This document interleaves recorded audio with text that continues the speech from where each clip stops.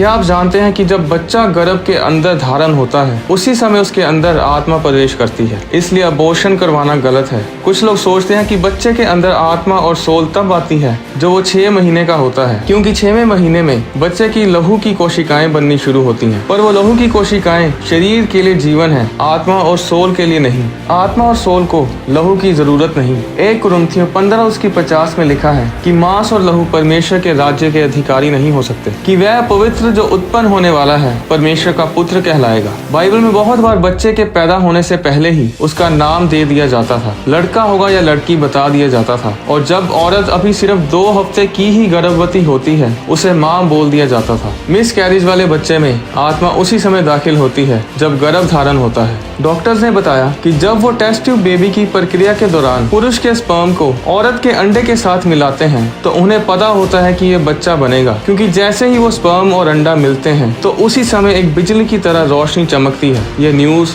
2016 में अमेरिका के focus news channel और लंदन के टेलीग्राफ न्यूज़पेपर में भी छपी थी। ये रोशनी तब चमकती है जब आत्मा अंडे और स्पर्म में आती है, और जैसे जैसे शरीर बढ़ता है उसी तरह आत्मा और सोल बढ़ते जाते हैं। बहुत साल पहले मार्गरेटा डेविस जब बहुत बीमार थी और अपने आखिरी सांसों में थी तो उसने स्वर्ग में एक छोटे बच्चों का स्वर्ग देखा, जहाँ पर सभी छोटे बच्चे और मिस कैरिज वाले बच्चे थे, और उन सभी को एक एक स्वर्गदूत उनकी निगरानी के लिए दिया गया था। वो एक छोटे बच्चों की नर्सरी के जैसा था, और जब वो एक उम्र तक बड़े होंगे तब उन्हें एक दूसरे लेवल में भेजा जाता था। उन्हें यीशु मसीह के बारे में बताया जा रहा था कि यीशु मसीह कौन है, वो कैसे धरती पर मनुष्य बनकर आए और मारे गए और गाड़े गए और तीसरे दिन मुर्दों में से जी उठे। फिर उसने एक और लेवल देखा जहाँ पर थोड़े बड़े बच्चे थे और उन्हें वर्शिप करनी सिखाई जा रही थी, और वहाँ पर परमेश्वर ने छोटे बच्चों को उनके छोटे छोटे घर बनाकर दिए थे। जिस तरह ट्री हाउस होता है उसी तरह के छोटे छोटे घर थे, 15-15, 20-20 फुट की लंबाई और चौड़ाई के घर, और वो बच्चे वहाँ पर उन घरों में रहते हैं। सबोपदेशक उसकी 12 और 7 में लिखा है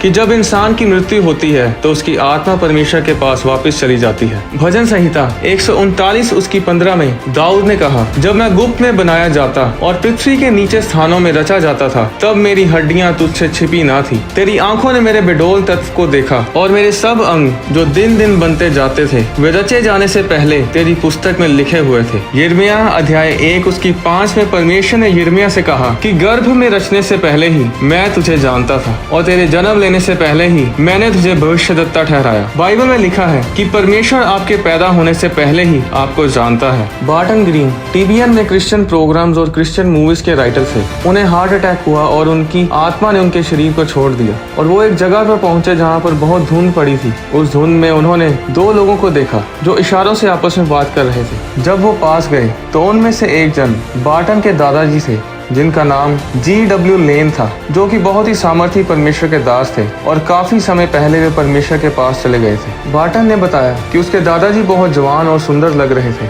G.W. लेन ने बार्टन को बताया कि बार्टन, तूने अभी 5 चीजें करनी है जो अभी तक तूने की नहीं है, तो इसलिए तुझे वापस धरती पर जाना होगा। जब ये बताकर उनके दादाजी वापस मुड़े तो बार्टन ने अपने कदम उनकी ओर बढ़ाए, और G.W. लेन ने कहा कि बार्टन, तू अगर इस तरफ आ गया तो वापस नहीं जा पाएगा। एक सीमा है जिसे तू पार नहीं कर सकता, अगर पार कर गया तो यहीं रह जाएगा। फिर G.W. लेन ने बार्टन को कहा कि बार्टन, मैं तुझे एक बात बताना चाहता हूँ, मुझे लगता है मुझे तुझे ये बता देना चाहिए। उन्होंने कहा कि बार्टन, तेरे बेटे को तुझ पे बहुत गर्व है। जब बार्टन अपने शरीर में वापस आया वो चंगा हो चुका था और इस बात पर हैरान होता रहा कि कौन सा बेटा उस पर गर्व करता है, क्योंकि उसके कोई बच्चा पैदा नहीं हुआ था। उसकी शादी हुई थी, पत्नी गर्भवती नहीं हुई थी, उनका तलाक हो गया था। फिर बार्टन को याद आया कि उसकी पत्नी के मिस कैरिज हुआ था और वो एक बेटा था। जो बेटा उसका मिस कैरिज में मर गया था वो परमेश्वर के पास स्वर्ग में था।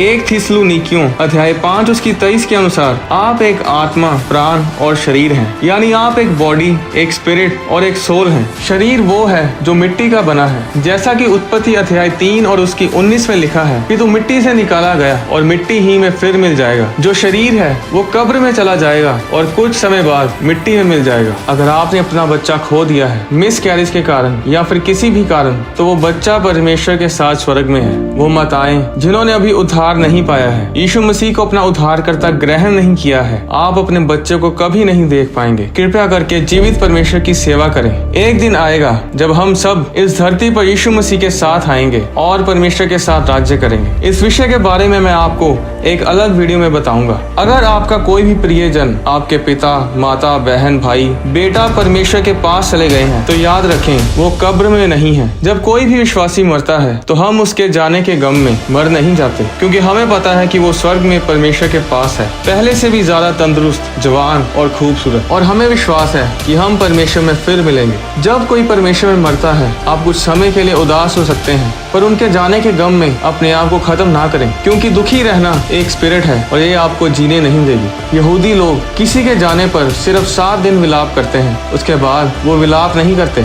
उनका मानना है कि अगर आप जी उठने में विश्वास करते हैं तो आपको मरे हुओं के लिए विलाप नहीं करना चाहिए, क्योंकि अंत के दिन वो सब कब्र से बाहर आएंगे और जी उठेंगे। परमेश्वर के वचन से जुड़े गहरे भेदों की वीडियोस को देखने के लिए होली स्पिरिट प्रोडक्शंस चैनल को सब्सक्राइब करें और साथ ही बने बेल आइकन पर क्लिक करके ऑल नोटिफिकेशंस को सिलेक्ट करें, ताकि चैनल पर अपलोड की जाने वाली हर वीडियो आपके फोन में जरूर पहुंचे। अगर आप डोनेट करना चाहते हैं तो आप होली स्पिरिट प्रोडक्शंस के बैंक अकाउंट में या QR कोड के जरिए भी हमें अपनी डोनेशंस भेज सकते हैं। परमेश्वर आपको आशीष दे।